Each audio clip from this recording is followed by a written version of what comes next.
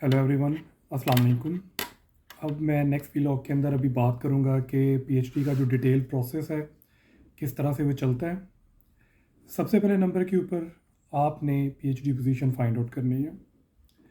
PhD position find out करने का मैंने आपको पहले बता चुका हूँ कि आपने किस तरह से पोजीशन फाइंड आउट करनी है। अगर आपको नहीं देख सके तो मेरे प्रीवियस व्लॉग्स देख लें, आपको उसमें पूरा प्रॉपर वे आउट पता लग जाएगा कि आपने पीएचडी पोजीशन फाइंड आउट कैसे करनी है और फिर आपने प्रोफेसर से कॉन्टैक्ट कैसे करना है। आप ये पहले देख लीजिएगा कि आप किस पीएचडी में जा रहे हैं, स्ट्रक्चर्ड में जा रहे हैं या इंडिविजुअल में, क्योंकि कल को पीएचडी इतनी इजी चीज़ नहीं है। आपको उसके अंदर कुछ डिफ़िकल्टीज़ आ सकती हैं, आपको फंडिंग के अंदर कुछ ट्रबल्स आ सकती हैं। तो उसके अंदर आपको चाहिए कि आप पहले ही रेडी रहें कि आप कौन सी पीएचडी की पोजीशन गेन कर रहे हैं, कौन सी पीएचडी पोजीशन आप विन कर रहे हैं। तो जब आपकी पीएचडी पोजीशन चूज़ कर लें, उस पर अप्लाई कर लें और उसके ऊपर अप्लाई करने के बाद आपको ये पता होना चाहिए कि आपको डॉक्यूमेंट्स कौन से, आपने एक ईमेल लिखनी है। ईमेल के साथ सारे डॉक्यूमेंट्स नहीं आपने सेंड करने हैं। मैंने कुछ दोस्त हैं वो मुझे बता रहे थे कि उन्होंने सारे डॉक्यूमेंट्स अपने सेंड कर दिए। सारे डॉक्यूमेंट्स पीएचडी के जो आपके सुपरवाइजर्स होते हैं उनको रिक्वायर्ड नहीं होते। लास्ट डिग्री और लास्ट ट्रांसक्रिप्ट ये रिक्वायर्ड होते हैं। मेनली वो लास्ट ट्रांसक्रिप्ट को देखते हैं, क्योंकि लास्ट ट्रांसक्रिप्ट से वो आपके सब्जेक्ट्स देखते हैं कि कौन कौन से सब्जेक्ट्स आपने पढ़े थे प्रीवियस स्टडी के अंदर और क्या वो सब्जेक्ट्स जो हैं उनकी लैब से रिलेटेड थे। यहाँ पे मैं आपको एक मिसाल देता हूँ कि मैंने यूके में भी पीएचडी के लिए अप्लाई किया था और मुझे वहाँ पे एडमिशन मेरा हो गया था एक यूनिवर्सिटी में, यूनिवर्सिटी ऑफ एडनबर्ग भी कहते हैं, एडनबरा भी कहते हैं। मेरे जो प्रीवियस एमफिल का ट्रांसक्रिप्ट था उसमें सिर्फ एक सब्जेक्ट था जो कि उनकी लैब से लिंक करता था, वो था प्लांट फिजियोलॉजी। तो उस सब्जेक्ट की बेस के ऊपर वो मुझे उन्होंने एडमिशन ऑफ़र किया था उस प्रोफेसर ने कि ये जो प्लांट फिजियोलॉजी का सब्जेक्ट है उनकी लैब ही प्लांट फिजियोलॉजी बेस थी।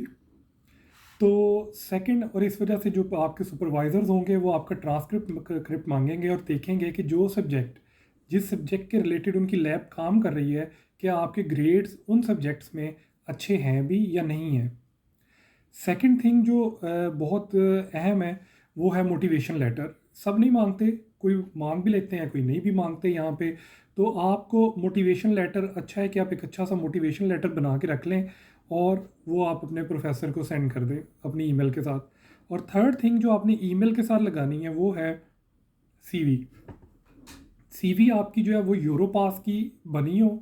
बहुत इजी है, आप गूगल के ऊपर जाके यूरोपास वेबसाइट खोलें और वहाँ पे किसी भी स्पेसिमन को सिलेक्ट कर लें। वहाँ पे लिखा हुआ है कि जर्मनी के लिए कौन सा मेन स्पेसिमन है जो चलता है यहाँ की वेबसाइट, यहाँ की यूनिवर्सिटीज़ के लिए, यहाँ के ऊपर यहाँ जॉब्स के लिए। तो आप यूरोपास का स्पेसिमन सेलेक्ट करें। सेलेक्ट करने के बाद आप उस पर सीवी अपनी डेवलप करें। बहुत ईजी वे में बन जाती है।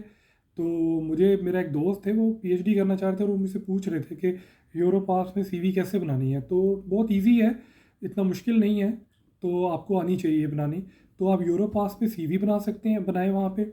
सेकंड थिंग मोटिवेशन लेटर लिखें और थर्ड थिंग अपना लास्ट ट्रांसक्रिप्ट अपनी जो आपकी होगी मतलब ईमेल उसके साथ अटैच करें और प्रोफेसर को सेंड कर दें। जब ये चीज़ें प्रोफेसर को पहुंचेंगी उसमें आपने एक चीज़ और करनी है कि ईमेल के अंदर जो आपकी स्किल्स हैं उनको बोल्ड करना है। इसी तरह आपने अपनी जो सीवी है उसमें भी स्किल्स को बोल्ड करना है, ताकि आपका जो प्रोफेसर जो जिसको ये ईमेल जाएगी वो उसको पढ़े और उसको लगे कि भी ये मेरी लैब से लिंक्ड है, तो मैं इसको फौरी तौर पे ये मेरे इसकी स्किल्स जो मेरी लैब में रिक्वायर्ड है तो मैं इसको पोजीशन ऑफर कर देता हूँ। इसके बाद अगर प्रोफेसर को लगे कि भी ये बंदा जो है ये बेसिकली मेरी लैब में एक अच्छा फ़ायदेमंद होगा, मेरी लैब के लिए बेनिफिशियल रहेगा, तो अच्छा एडिशन होगा मेरी लैब में, तो वो क्या करेगा, वो आपको इंटरव्यू के लिए कॉल करेगा। इंटरव्यू के लिए जब वो कॉल करेगा तो बहुत ईजी चीज़ें वो पूछते हैं इंटरव्यू में। बेसिकली आपकी फ़ील्ड की बेसिक्स के बारे में बात करते हैं। आपकी फील्ड में जो भी मतलब बेसिक्स चल रही होंगी। अब मैंने जब इंटरव्यू दिया था तो हर लैब के अंदर सबसे पहले नंबर के ऊपर जो बात की जाती थी वो ये पूछा जाता था कि आपने पहले किसी सेल लाइन पे काम किया है, मैमेलियन सेल पे काम किया है, या आपने किसी मतलब किसी और सेल लाइन पे काम किया है। तो मतलब वो आपसे ये बहुत बेसिक सी चीज़ होती है, वो आपसे इस तरह के क्वेश्चंस करते हैं। आपसे वो पूछ सकते हैं कि आपने बैक्टीरियाज के ऊपर कोई आपका काम है, कोई इस तरह की, मतलब अगर उनकी लैब से रिलेटेड है, तो आपकी कोई भी फील्ड होगी उसकी बेसिक्स पूछेंगे। सेकंड थिंग, जब आपने उनसे कांटेक्ट किया था तो आपने उनके कुछ पब्लिकेशंस पढ़ी थी, तो उन पब्लिकेशंस की मेथडोलॉजीज़ में उनकी लैब के अंदर कौन कौन सी टेक्निक्स यूज़ होती हैं वो उसमें मेंशन की होती हैं। तो सेकंड थिंग जो वो आपसे पूछेंगे, जिसके ऊपर बात करेंगे, वो टेक्निक्स होंगी। क्या आपको उनकी टेक्निक्स की कोई बेसिक्स आती है? अब मुझे याद है मेरे से एक प्रोफेसर था एक यूनिवर्सिटी का, आई थिंक स्टुटगार्ड यूनिवर्सिटी थी, तो उसके प्रोफेसर ने मुझसे इवन ये क्वेश्चन किया था कि मुझे ये, आप ना अगर आपको ये टेक्निक्स आती हैं तो मुझे बताओ, अदरवाइज़ कॉमनली जो पाकिस्तान और इंडिया के लोग होते हैं उनको ये टेक्निक्स नहीं आती, उन्होंने याद सारी की होती हैं, प्रैक्टिकली नहीं उनको आती। तो आप मुझे, अगर आपको नहीं प्रैक्टिकली आती तो बता दो, सिर्फ रट्टा मार के ना मुझे बता दो कि आपको आती है।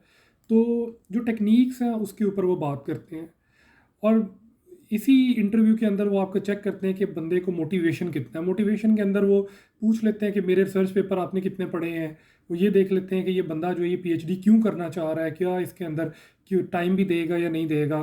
तो ये उसके अंदर थर्ड थिंग होती है।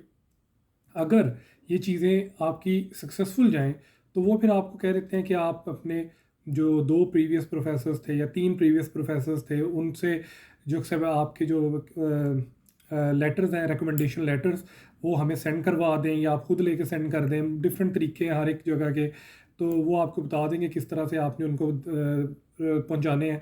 तो वो आपने वहाँ अपने प्रोफेसर्स प्रीवियस से रिकमेंडेशंस लेटर लेने हैं और आगे उनको सेंड करने हैं, और सेंड करने के बाद अगर सारा कुछ सक्सेसफुल चला जाए तो वो आपको एक्सेप्टेंस लेटर सेंड कर देते हैं। और एक्सेप्ट, अगर तो आप किसी और फंडिंग के थ्रू जा रहे हैं, लाइक डार्ट की फंडिंग है, तो आपको एक्सेप्टेंस लेटर आ जाएगा और आपने फिर एम्बेसी में एक्सेप्टेंस लेटर सबमिट करवाना होता है। और अगर आप उन प्रोफेसर से डायरेक्ट पोजीशन ले रहे हैं तो आपको जॉब का कॉन्ट्रैक्ट सेंड कर देगा कि ये आपकी जॉब है, तो ये आपका कॉन्ट्रैक्ट है, तो उस कॉन्ट्रैक्ट की बेस पे आपको वीज़ा मिल जाएगा।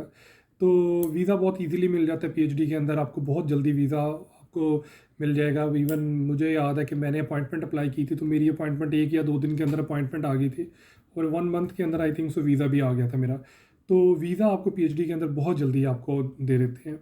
और डॉक्यूमेंट्स आप एहतियातन अपने सारे जो हैं वो एचईसी से, आईबीसीसी से, हर जगह से टेस्ट करवा के रख लें, जहाँ जहाँ से भी टेस्ट करवाने हैं। जर्मनी के लिए कॉमनली मोफ़ा नहीं चलता, लेकिन आप एहतियातन मोफ़ा भी करवा लें अगर आप करवाना चाहते हैं, लेकिन कॉमनली मोफ़ा नहीं चलता। लेकिन जब आप प्रोफेसर को सेंड करेंगे अपना ट्रांसक्रिप्ट, तो उसका कोई ज़रूरी नहीं है कि वो टेस्ट हुआ हो, लेकिन अगर पहले से सारे डॉक्यूमेंट से टेस्ट करवा लें तो वो अच्छा हो जाता है। एम्बेसी भी में भी मुझे याद नहीं कि आई थिंक सो उन्होंने नहीं पूछा था कि टेस्टेड डॉक्यूमेंट्स हैं एक्चुअली। लेकिन जब आप यहाँ पे एडमिशन होता है आपका यूनिवर्सिटी में, जब आप आते हैं तो यूनिवर्सिटी का जब सारा प्रोसेस होता है यहाँ पे, यूनिवर्सिटी में आप सारे डॉक्यूमेंट्स वगैरह अपने सबमिट करवाते हैं, तो उन्हें टेस्टेड डॉक्यूमेंट्स चाहिए होते हैं, उन्हें दूसरे डॉक्यूमेंट्स नहीं चाहिए होते, उन्हें टेस्टेड चाहिए होते हैं एचईसी से, आईबीसीसी से। तो वो आपको सारे डॉक्यूमेंट्स जो है वो टेस्ट करके तो आपको सबमिट करवाने होते हैं। तो जो भी आपकी तो हैं वहाँ पे अथॉरिटीज़ जो टेस्ट करती हैं, अच्छा है आप उनसे पहले ही डॉक्यूमेंट से टेस्ट करके रख लें। तो ये था एक प्रॉपर पूरा प्रोसीजर। आप इजी टू गो है पीएचडी के लिए। मैं अपने सारे दोस्तों को हमेशा मोटिवेट करता हूँ कि आप पीएचडी के लिए अप्लाई करें, बिल्कुल डिफ़िकल्ट नहीं है। अगर आपके क्रेडेंशियल्स बहुत अच्छे हैं तो आप अप्लाई करें, नहीं भी अच्छे तो आप ट्राई करें। तो बाकी अल्लाह पाक बेहतरी करने वाला होता है, जो अल्लाह पाक को मंजूर अच्छा होता है। लेकिन आप ट्राई करें पीएचडी के लिए। पीएचडी यहाँ पे बहुत अच्छी है, पैसे भी अच्छे मिलते हैं, तो लाइफ स्टैंडर्ड भी इन कंट्रीज़ का हमारे से बेटर है। तो बहुत अच्छा, मतलब आपको यहाँ पे एक अपॉर्चुनिटी मिल जाती है। चलें, थैंक यू, अल्लाह हाफिज़। नेक्स्ट व्लॉग में किसी और चीज़ पे बात करेंगे। अल्लाह हाफिज़।